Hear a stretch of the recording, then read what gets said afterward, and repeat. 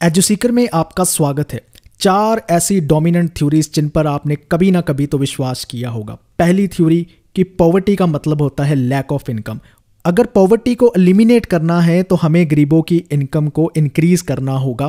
क्या इस तरह करने से हम गरीबी को एलिमिनेट कर देंगे? दूसरी थ्योरी जिस पर आपने विश्वास किया होगा कि जो फैमिन है यानी अकाल तब आता है जब क्रॉप फेल्योर की वजह से फूड की अवेलेबिलिटी में डिक्लाइन आ जाए। तो इसका मतलब ये होगा कि अगर हम फूड को दोबारा अवेलेबल कर दें तो उस एरिया से जो है वो अकाल खत्म हो जाएगा। तीसरी थ्योरी जिस पर आपने विश्वास किया होगा कि डेमोक्रेसी और फ्रीडम जो है खासकर उन्हीं कंट्रीज में सस्टेन रह सकती है जहां पर अच्छी इकोनॉमिक डेवलपमेंट हो, जो कंट्रीज रिच हैं। तो इसका मतलब ये हुआ कि यहां पर इकोनॉमिक डेवलपमेंट कम है, वहां पर कभी डेमोक्रेसी और फ्रीडम आ ही नहीं सकेगी। और फोर्थ थ्योरी जिसमें जॉन रॉस और उनके जैसे थिंकर्स ये मानते थे कि अगर हमने कुछ परफेक्ट प्रिंसिपल्स ऑफ जस्टिस को फाइंड आउट कर लिया तो हम सोसाइटी में सही तरीके से जस्टिस को इस्टेब्लिश कर पाएंगे। इन सभी थ्योरीज को चैलेंज करते हैं अमर्त्य सेन और अपनी अल्टरनेटिव थ्योरीज वो प्रोवाइड कराते हैं। कैसे वो चैलेंज करते हैं इन थ्योरीज को और क्या अल्टरनेटिव देते हैं वो भी हम इस वीडियो में समझेंगे। लेकिन सबसे पहले जानते हैं उनकी ब्रीफ बायोग्राफी के बारे में। अमर्त्य सेन का जन्म होता है 1933 शांति निकेतन बंगाल में। वो अपनी बीए, एमए और पीएचडी की पढ़ाई ट्रिनिटी कॉलेज कैम्ब्रिज से कंप्लीट करते हैं। एक बहुत ही इंटरेस्टिंग बात है कि 23 इयर्स के थे अमर्त्य सेन जब वो अपनी पीएचडी को 1 साल के अंदर कंप्लीट करते हैं। 1998 में उन्हें नोबेल प्राइज मिलता है इकोनॉमिक साइंस में। उनकी जो वेलफेयर इकोनॉमिक्स की थ्योरी रहती है, सोशल चॉइस की थ्योरीज रहती है, इसकी कंट्रीब्यूशन की वजह से उन्हें नोबेल प्राइज मिलता है। अपनी लाइफ में उन्होंने काफ़ी चीज़ों पर काम किया है और उनके जो मेन वर्क्स है वो आपकी स्क्रीन के सामने ये रहे हैं, जिनको आप नोट कर सकते हैं और आपको एग्जाम में क्रोनोलॉजिकल ऑर्डर में पूछे भी जा सकते हैं। तो चलिए अब उनके जो मेन पॉलिटिकल और इकोनॉमिक आइडियाज़ है उनको समझते हैं। सबसे पहले उनका आइडिया समझते हैं डेवलपमेंट एज फ्रीडम, जिसमें वो एक डोमिनेंट व्यू को चैलेंज करते हैं। डोमिनेंट व्यू ये कहता था कि अगर जिस कंट्री में इकोनॉमिक डेवलपमेंट अच्छी है उसी कंट्री में जो है डेमोक्रेसी और फ्रीडम को भी अच्छी तरह से सस्टेन किया जा सकता है। अमर्त्य सेन इस व्यू को चैलेंज करते हैं और वो कहते हैं एक्चुअल में ऐसा नहीं है। डेमोक्रेसी, फ्रीडम और इकोनॉमिक डेवलपमेंट में एक डायलैक्टिकल रिलेशन पाया जाता है। डायलैक्टिकल रिलेशन का मतलब है कि डेमोक्रेसी, फ्रीडम और इकोनॉमिक डेवलपमेंट जो है वो साथ साथ ग्रो होती है। ये दोनों जो है एक दूसरे पर डिपेंड करती हैं। अगर किसी कंट्री में इकोनॉमिक डेवलपमेंट आ रही है तो वहाँ पर डेमोक्रेसी और फ्रीडम भी इंक्रीज हो रही है, और अगर किसी कंट्री में डेमोक्रेसी और फ्रीडम इंक्रीज हो रही है तो उसके साथ उस कंट्री में इकोनॉमिक डेवलपमेंट भी इंक्रीज हो रही है। सो ये जो है एक दूसरे पर डिपेंडेंट है। इसको और भी अच्छे से समझने के लिए हमें ये जानना होगा कि सेन फ्रीडम को कैसे देखते हैं।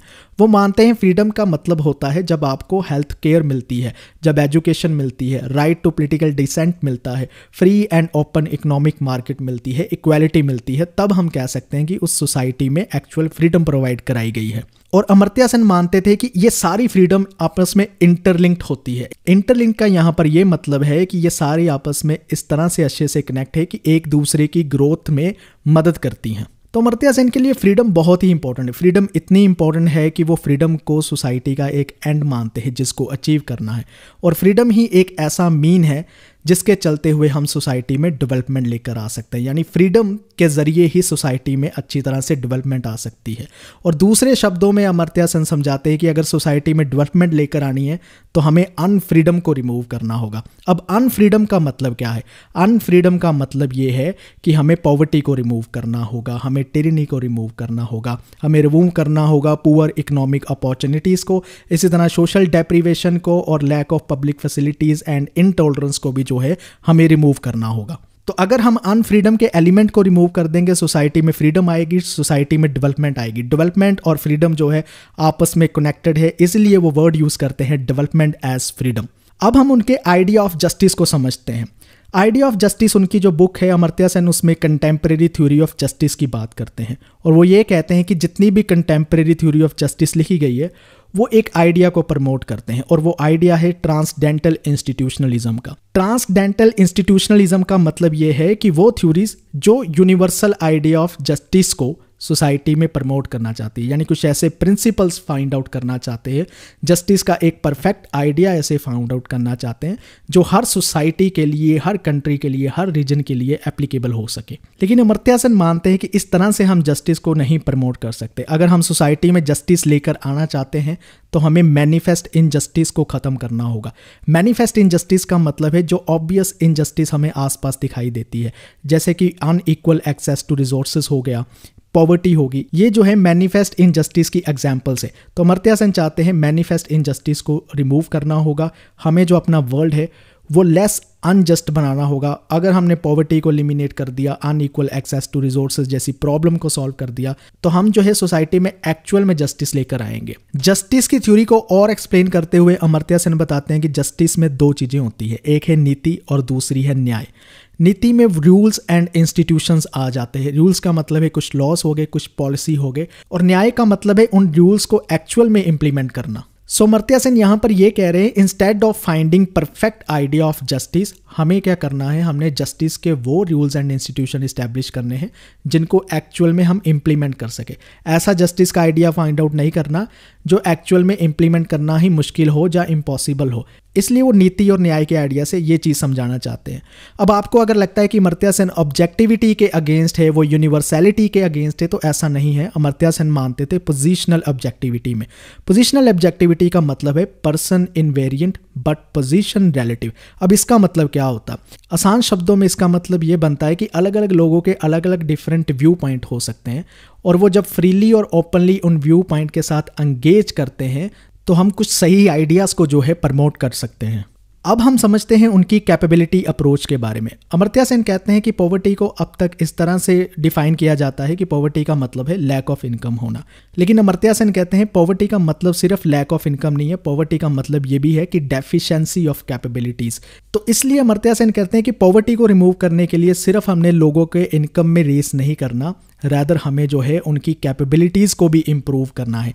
कैपेबिलिटीज़ का यहाँ पर मतलब है कि लिटरेसी लेवल को इम्प्रूव करना है, उनके लाइफ स्पैन यानी लॉन्जेविटी को इंक्रीज करना है, और उनके एक्सेस टू जो इनकम रिसोर्सेज है वो प्रोवाइड करवाने हैं। तो अमर्त्य सेन मानते हैं कि अगर हम उनकी कैपेबिलिटीज़ को इम्प्रूव कर देते हैं तो हम पॉवर्टी को एलिमिनेट कर सकेंगे। अब हम उनके फैमिन के आइडिया को समझेंगे। 1943 में जब बंगाल में अकाल पड़ता है तो उससे काफ़ी इम्पैक्ट पड़ता है अमर्त्य सेन में, जिसकी वजह से वो फैमिन को काफ़ी डिटेल में पढ़ते हैं। तो वो हमें समझाते हैं कि फैमिन का मतलब ज़्यादातर ये माना जाता है कि फूड अवेलेबिलिटी में जब डिक्लाइन आता है तब अकाल आता है, लेकिन वो कहते हैं ऐसा नहीं है। फैमिन तब आती है जब गवर्नमेंट जो है मिसमैनेजमेंट करती है। इसलिए वो अपनी famous book poverty and famines में वो लिखते हैं कि फैमिन आने के बहुत सारे रीज़न होते हैं। जैसे कि कौन कौन से रीज़न होते हैं? Declining wages, unemployment, rising food prices या पुअर फूड डिस्ट्रीब्यूशन की वजह से किसी जगह में अकाल पड़ता है। इस वीडियो के लास्ट में हम कुछ बोनस फैक्ट्स समझते हैं जो आपके बहुत काम आएंगे।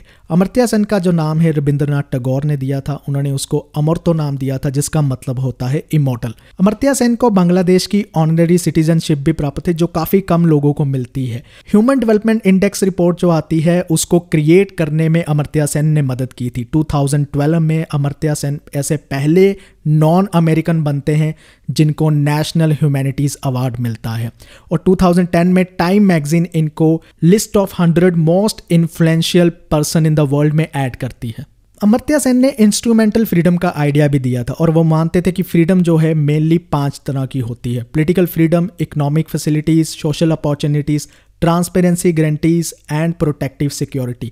इसके साथ अमर्त्य सेन बताते हैं कि अगर हम विमेन की वेलबींग में किसी तरह को कोई चेंज लेकर आना चाहते हैं तो हमें इस वेरिएबल पर काम करना होगा।